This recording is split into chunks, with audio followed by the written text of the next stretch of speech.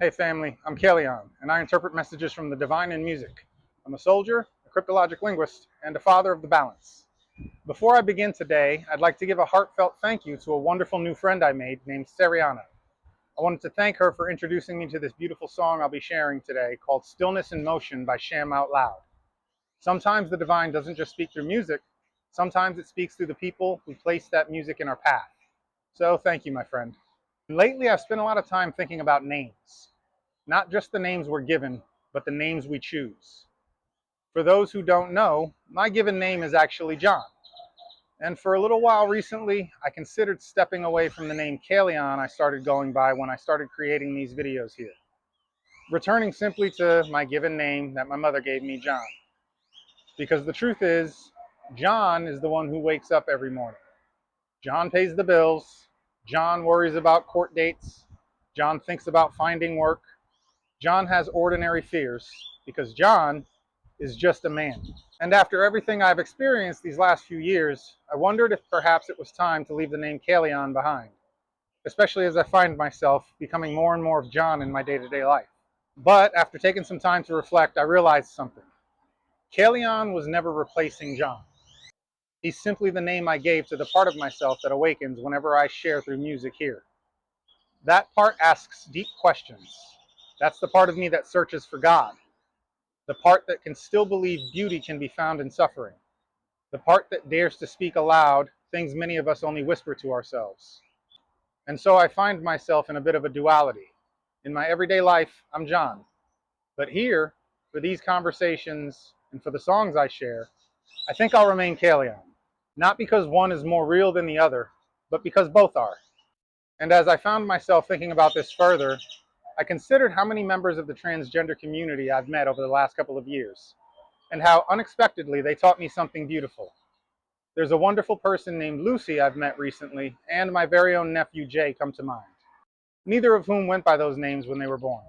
And during Pride Month, I want to acknowledge how much I've learned from people like them whose journeys are different from my own.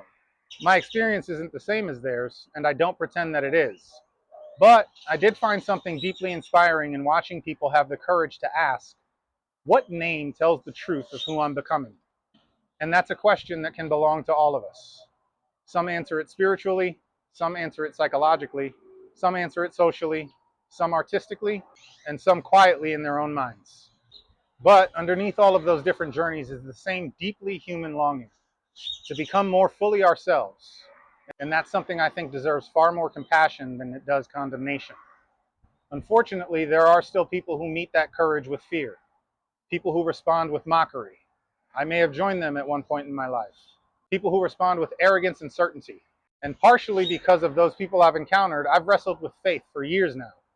And somewhere along the way, I stopped believing that the highest form of faith was certainty. Personally, and I think most scriptures teach us, humility is the highest form of faith. Humility says, I don't know everything.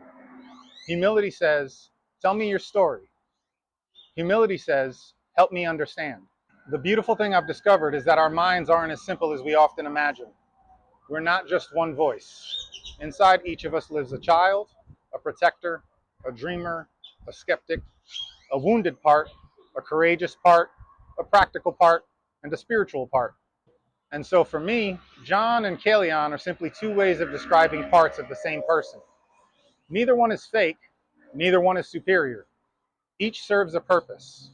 And maybe that's true for you too. Maybe the version of yourself you bring to work is different from the version that sings in the car. Maybe the version that comforts your child is different from the version that stands confidently in a meeting. Maybe the version that cries when no one is watching is every bit as authentic as the one that carries everyone else's burdens. Because as humans, we're fluid. Not because we don't know who we are, but because life asks different things of us at different times. And that brings me to today's song, Stillness in Motion. What a beautiful paradox that is, because that's exactly what growth has felt like. I'm still becoming, but somehow I've also come home. And I've found I don't need to reject John in order to honor Kalion. I don't need to reject Kalion in order to love John. The goal was never to erase the man I was. The goal was to heal him, to let every chapter belong. to stop treating my own life and the different parts of my psyche like enemies fighting for control, and to start seeing it as a family learning to work together. And I think that's what balance may be. Not choosing one side forever, but allowing each part of ourselves to step forward when the moment calls for it. And so today, John walks through the ordinary world. But tonight, Kalian speaks through music. Tomorrow, perhaps they'll walk together. And I think that's part of what the divine has been teaching me all along.